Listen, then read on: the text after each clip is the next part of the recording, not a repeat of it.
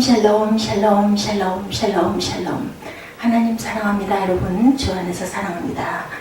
오늘 요나서 3장 말씀이죠. 일어나서 니느웨로 이제는 갑니다.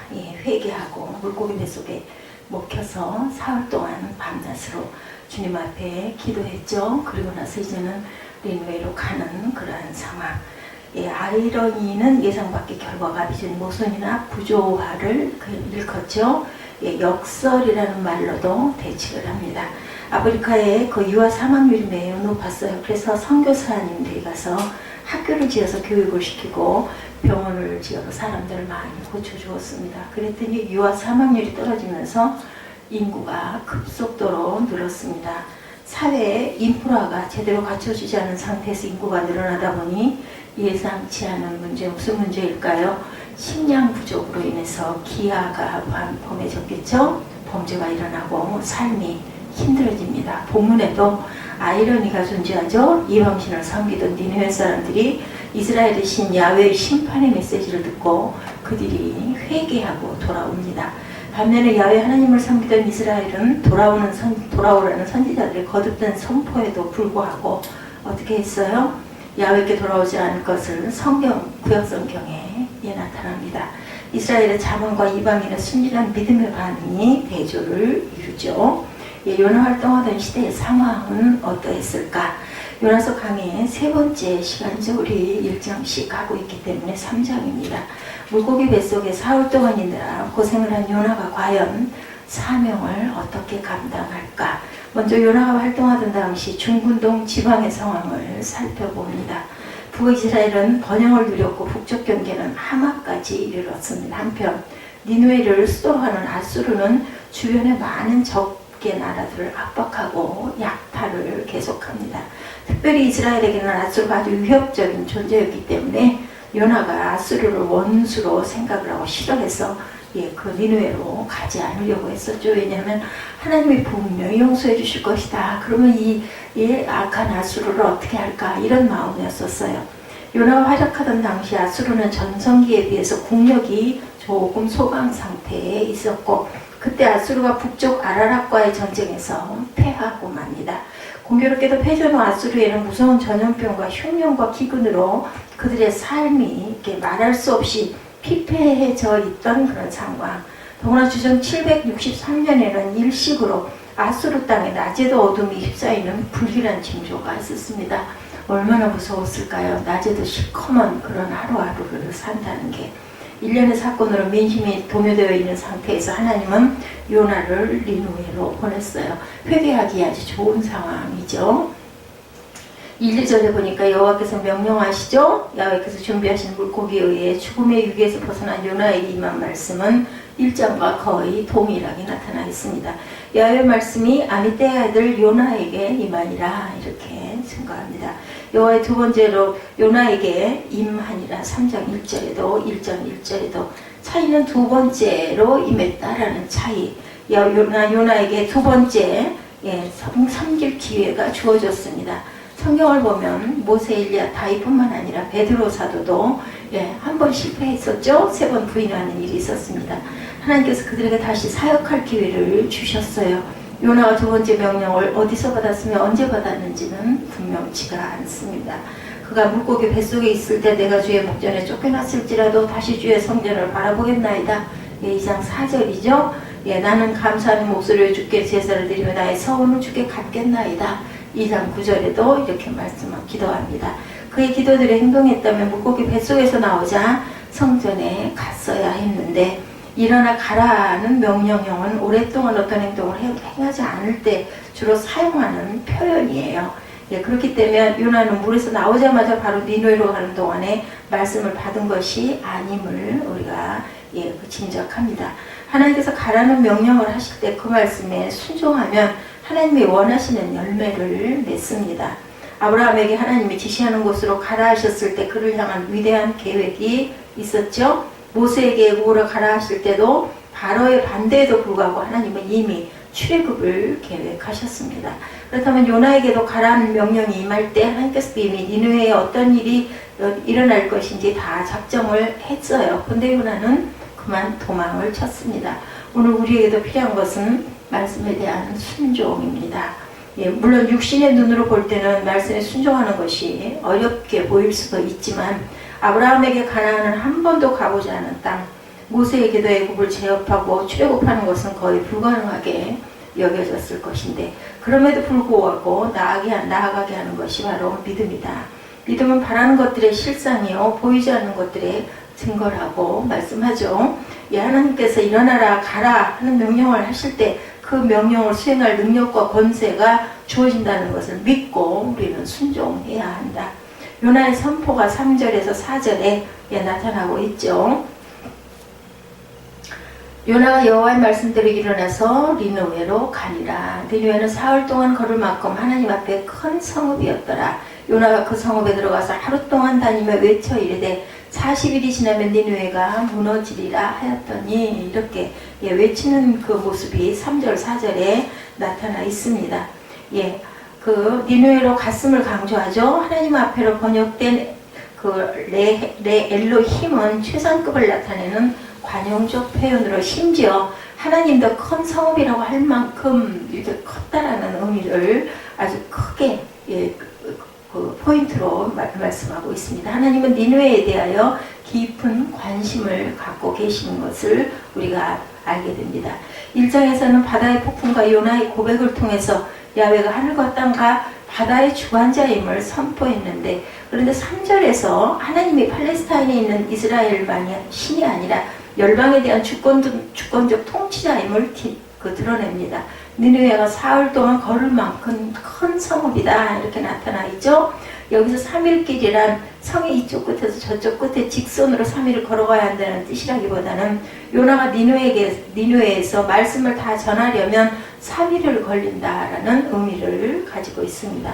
그러나 요나는 니느웨 사람들이 자기의 메시지를 듣고 구원받는 것을 원치 않았기에 3일을 다녀야 하는 큰 도시에서 단 하루만 메시지를 전합니다. 그리고 그가 전하는 하나님의 메시지도 40일이 지나면 니느웨가 무너지리라는 단순한 외침이었습니다. 누가 어떤 뜻으로 왜 니느웨를 멸망시키려고 하는지 아무런 설명도 없고 그냥 무너진다고만 전했어요. 무너진다라는 뜻의 히브리어 하파크는 소돔과 고모라에 대한 하나님의 심판 선언에 사용되었던 단어입니다. 뒤집힌다, 뒤집어진다라는 뜻입니다. 이것은 니느웨의 죄악이 소돔과 고모라의 죄악과 유사하다는 것을 암시하는데 니느웨에 대한 심판의 메시지를 담고 있는 나훔에서는 니느웨를 피의 성이다 이렇게 표현하고 있습니다. 요나가 선포한 내용을 직역해보면 아직 40일이다 그리고 니느웨가 무너질 것이다. 40일이 강조됩니다. 니느웨의 재앙이 임하기 전에 40일이라는 기간이 주어졌어요. 여기서 40일이라는 경고는 단순히 멸망의 선포라기보다는 사죄, 회개의 사죄의 기회가 40일 남았다라는 뜻과 같죠. 그래서 5절에서 9절에 보면 니느웨의 회개가 나타납니다. 니느웨 백성 입장에서 본 요나의 행위는 어떤 외국인이 갑자기 나타나서 성의 멸망을 당한다고 선언하는 어이없는 일이기도 합니다. 그런데 니느웨 사람들은 요나의 심판 선언에 즉각적으로 반응합니다. 요나의 하나님이 그들에게 재앙을 내리실 수 있는 분으로 믿었기에 높고 낮은 자를 막론하고 모든 니느웨 백성은 금식하며 굵은 베옷을 입고 한 마음으로 회개를 합니다. 굵은 배를 입었다고 하는데 이것은 우리가 생각하는 상을 당했을 때 입는 그런 베옷을 입었다라는 그런 뜻이 아니라는 것을 또한 우리가 알아야 됩니다. 배를 입었다라는 말을 직역하면 뒤집어 썼다라는 그러한 그 뜻입니다. 여기서 말하는 굵은 배는 옷이 아니라 염소의 털이나 낙타의 털로 만든 자루용 천으로 노예들은 이것으로 겉옷을 만들어 입었어요. 그들은 장방형의 자료에 머리와 팔을 내놓은 구멍만 뚫고 뒤집어 썼습니다. 이 소문이 왕에게 전달되었을 때 왕의 보인 반응도 백성의 반응과 동일하게 나타납니다. 백성이 재앙의 주관자이신 하나님을 인정했던 것처럼 왕도 보좌에서 일어나 왕복을 벗고 굵은 베옷을 입고 제위에 앉음으로 하나님의 주권을 인정을 했습니다. 일어났다, 앉았다, 단순한 표현의 위치의 변화를 말하는 것이 아니라 그의 태도의 변화를 말합니다. 왕 자신이 신분을 상징하는 의자에서 내려와 왕복을 벗고 베옷을 입고 먼지 위에 앉아 있음을 자신을 아주 가장 낮추는 모습이죠. 니네의 왕은 아수르 제국의 왕이고 자다가 모두 신의 화신으로 믿어온 자인데 그러한 그 하나님께 굴복하고 베옷을 뒤집어 쓰고 자루옷을 뒤집어 쓰고 그리고 재에 앉았어요. 이어서 왕이 조서를 내립니다. 백성들로부터 시작된 회개가 왕을 포함하여 국가적 차원으로 회개가 일어났습니다. 심지어 짐승들도 포함된 회개는 총체적이며 철저한 회개를 시사합니다. 아무것도 입에 대지 말라, 물도 먹지 말라, 아무것도 먹지 말라. 이 세 개의 부정명령은 금식과 관련된 그런 행동이었다. 힘써 하나님께 부르짖었다라는 표현은 회개를 통해 하나님의 재앙을 면하고자 하는 왕의 간절함을 드러내주고 있죠. 누가 알겠는가 라는 말은 야훼께서 그의 계획을 돌이키실지도 모른다는 기대를 담고 있습니다. 이것은 회개가 자동적으로 구원을 가져오는 것이 아니라 구원의 결정은 오직 야훼께 있음을 고백하는 그러한 내용이죠. 하나님의 절대적인 주권을 거부하는 선민 요나의 모습과는 대조적이죠. 8절 9절의 니느웨 왕의 선포는 마치 선지자의 선포를 듣는 듯합니다. 선지서에 기록된 심판 선언의 궁극적인 목적은 악인의 그 행위를 돌이켜 야훼께로 돌아오라는 것인데 그 선포를 선지자 요나가 하지 않고 이방인의 왕, 그것도 멸망의 대상인 니느웨 왕이 선포를 합니다. 우리 한번 볼까요? 6절부터 그 일이 니느웨 왕에게 들리며 왕이 보좌에서 일어나 왕복을 벗고 굵은 베옷을 입고 제위에 앉으니라. 왕과 그의 대신들이 조서를 내려 니느웨에 선포하여 이르되 사람이나 짐승이나 소떼나 양떼나 아무것도 입에 대지 말지니 곧 먹지도 말 것이요 물도 마시지 말 것이며 사람이든 짐승이든 다 굵은 베옷을 입을 것이요 힘써 하나님께 부르짖을 것이며 각기 악한 길과 손으로 행한 강포에서 떠날 것이라. 9절이죠. 하나님의 뜻을 돌이키시고 그 진노를 그치사 우리가 멸망당하지 않게 하시리라. 그렇지 않을 줄을 누가 알겠느냐 한지라. 마지막 10절에 하나님이 그들이 행한 것 그 악한 길에서 돌이켜 떠난 것을 보시고 하나님의 뜻을 돌이키사 그들에게 내리라는 말씀하신 재앙을 내리지 아니하시니라. 이렇게 철저하게 심판한 것을 통해서 하나님께서는 10절에 그 재앙의 취소, 심판을 하지 않으시는 그런 내용이 나타납니다. 요나와 동시대 선지자 호세아는 이스라엘이 돌아오기를 선포했었죠. 그러나 그들은 야훼께로 돌아오지 않았습니다. 그런데 요나서에서는 이방인들의 하나님께로 돌아옵니다.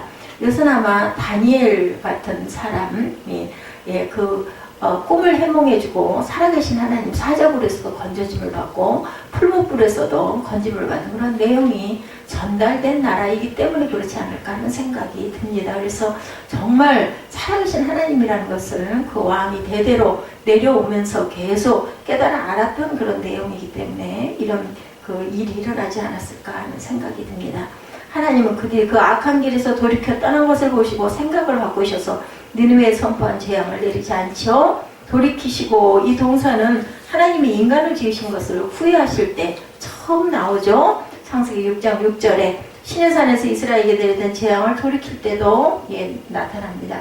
문자적으로 하나님이 그들에게 행하겠다고 말씀하셨던 재앙에 대한 유감스럽게 여기셨다라는 그러한 뜻이죠. 니느웨의 구원은 이스라엘이 경험한 전형적인 구원의 흐름을 따르고 있습니다. 죄악에 대한 경고와 심판, 예고, 회개의 행위, 재앙의 취소, 재앙에서 벗어나는 방법은 철저하게 회개하는 것이었다. 불순종한 요나는 회개가 없이 주어진 자신의 구원에 대해서는 감사를 드렸으나 철저한 회개를 통해 지워진 니느웨의 구원에 대해서는 불편한 상기를 주저함 없이 드러냅니다. 요나의 불만에 대한 하나님의 응답이 4장에 나타나죠. 그런 니느웨의 용서를 보고 선한 목소리로 야훼여 원하건대 이제 내 생명을 거두어 가소서 사는 것보다 죽는 것이 낫다. 4장 3절에 이렇게 또한 노골적인 한거를 하고 있습니다. 이방인에게도 자비를 베푸시는 하나님이라는 겁니다. 요나는 마지못해 니느웨로 갔고 니느웨는 3일을 걸어야 가는 거대한 도시였지만 요나는 오직 하룻길을 다니며 회개를 강조하기보다 그저 망한다 메시지를 전했습니다.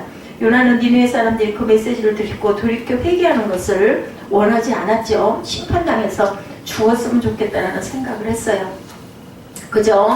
그들이 메시지를 한 귀로 듣고 한 귀로 흘려보내기를 바랐는데 그가 전한 메시지가 온 니느웨 성을 발칵 뒤집어 놓는 사건이 일어나죠. 왕을 포함한 모든 백성들이 베옷을 입고 금식하며 근신하는 모습이 나타납니다. 심지어는 짐승들까지 동참을 하죠. 이것이 우리에게 어떤 교훈을 주나.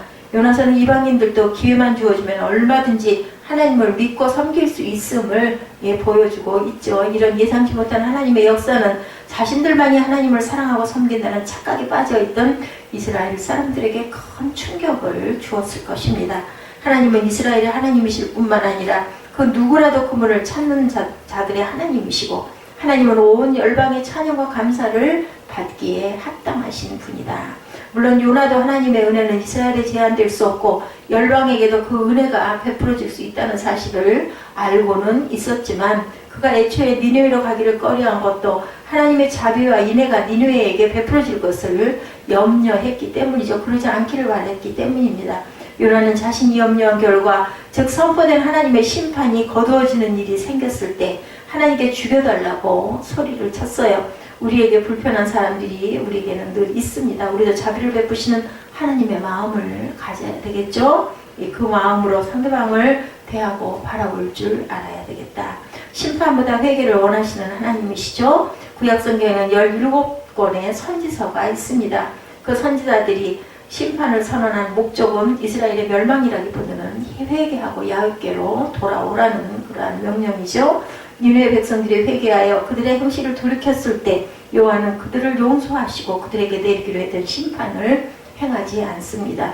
만약 니느웨의 멸망이 하나님의 뜻이었다면 굳이 요나를 보낼 필요도 없었겠죠. 베드로후서 3장 9절에 있는 것처럼 여호와 하나님은 모든 사람들이 멸망치 않고 회개에 이르기를 원하시죠. 또한 하나님은 창세기 13장 3절에서 땅의 모든 족속이 너로 말미암아 복을 얻을 것이다 라고도 말씀을 했습니다. 이스라엘을 선택하신 목적, 그것은 너로 말미암아 라는 표현에서 알 수 있듯이 모든 족속이 복을 얻을 통로로 삼기 원합니다.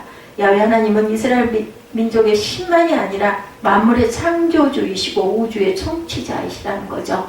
하나님은 자기 백성 이스라엘을 통해서 하나님의 세상을 다스리시고 역사를 주관하는 통치자임을 선포하고 세상 모든 사람들이 그분의 통치 아래 거하여 복을 얻기를 원하죠.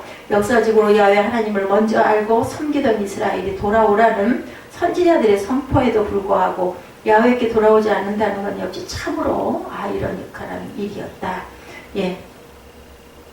요나보다 크신 그 주님이시죠. 니느웨 사람들의 반응은 완고한 유대인들을 책망하는 도구로 신약 성경에도 사용됩니다. 신약에 예수께서 심판 때 니느웨 사람들이나 이 세대 사람을 정죄하리니 이는 그들이 요나의 전도를 듣고 회개하였음이거니와 요나보다 더 큰 이가 여기 있느니라. 누가복음 11장 32절에 말씀하셨습니다. 요나가 니느웨 성을 하루 동안 돌아다니면서 외친 메시지는 40일이 지나면 니느웨가 무너지리라 이 선포였어요. 그래서 요나는 사랑과 동정의 마음은 전혀 없이 심판 중심의 간단한 메시지를 정말 죽지 못해 마지 못해 순종한 거죠. 온 성이 대대적으로 그 말에 회개합니다. 왕부터 온 백성에 이르기까지 심지어 가축까지도 금식하며 회개에 동참을 시키죠. 반면에 예수님의 사역은 사랑과 긍휼히 여기는 마음으로 가득 찼고 백성에게 심판이 아니라 구원의 메시지를 선포했고 하나님 나라의 가르침과 놀라운 능력으로 사람들이 하나님 나라의 복을 누릴 수 있게 하셨습니다.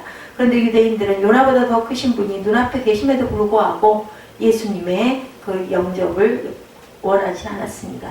예수님은 유대인들이 경멸하는 니느웨 사람들의 회개와 유대인들의 완악함을 대조하시면서 마지막 심판날에 니느웨 사람들이 예수님 시대의 유대인들을 정죄할 것이다 이렇게 선언을 하죠. 유대인들은 스스로 의롭게 여기고 니느웨 사람들을 경멸했지만 예수님이 보기에는 그들이 니느웨 사람들보다 더 완악했다라는 겁니다. 오늘날도 예수님 시대와 별반 다를 게 없습니다. 예수님을 믿는 것이 기적이고 믿지 않고 거부하는 것을 당연한 것처럼 여기는 사람이 많은 완악한 시대. 교회 안에서도 참된 회개와 믿음을 보기 어렵고 세상살이와 재미에 더 관심이 많고 참된 지혜이신 예수님에 대해서 무관심한 성도들이 적지 않다라는 것. 예수님 앞에 나아가 회개하고 믿을 때 어둠에서 벗어나 참된 구원에 이르며 지혜롭고 거룩한 삶을 산다라는 것. 그러기 위해서는 성경 말씀을 잘 알아야 하고 십자가 복음 위에 우리가 서야 하겠습니다. 이것은 어두운 시대를 사는 비결입니다. 또한 믿지 않거나 제대로 믿지 않는 사람들로 하여금 회개하고 복음을 믿게 하는 사명이 우리에게 있음을 우리는 기억해야 합니다. 내게로 돌아오려는 주님의 음성에 귀를 기울여야 되겠죠? 부르심에 합당한 삶을 살아가야 됩니다. 나는 과연 부르심에 합당한 삶을 지금 살고 있는가 돌아봐야 되겠습니다. 순수한 믿음으로 말씀에 반응하고 기쁨으로 내가 섬기고 있는가? 아니면 신앙의 연주와 직분을 사랑하면서 부끄러운 줄 모르고 자기 존재만 과시하고 있는 것은 아닐까? 만일 그런 모습을 보인다면 예수님의 말씀에도 회개하지 않는 유대인들과 다를 바가 없어요. 나는 얼마나 주님의 마음에 합한 자가 되어서 주님의 몸된 교회를 섬기고 있는지를 점검하는 저와 여러분 되시기 바랍니다. 불순종한 요나조차 사용하기를 원하시는 하나님은 우리 모두를 주님의 사역을 감당하는 복을 전달하는 도구로 사용하시기를 원한다라는 것. 각자가 하나님 앞에 겸손히 죄를 고백하고 자기 악한 행위에서 돌이키면서 회개에 합당한 열매를 맺고 가정이나 또한 내가 거하는 직장이나 아니면 그 교회의 각종 그 직분의 위치에서 삶의 현장에서 아름답고 풍성한 그러한 부흥의 열매가 맺히는 저와 여러분 되시기를 주님의 이름으로 축복합니다. 기도하시겠습니다.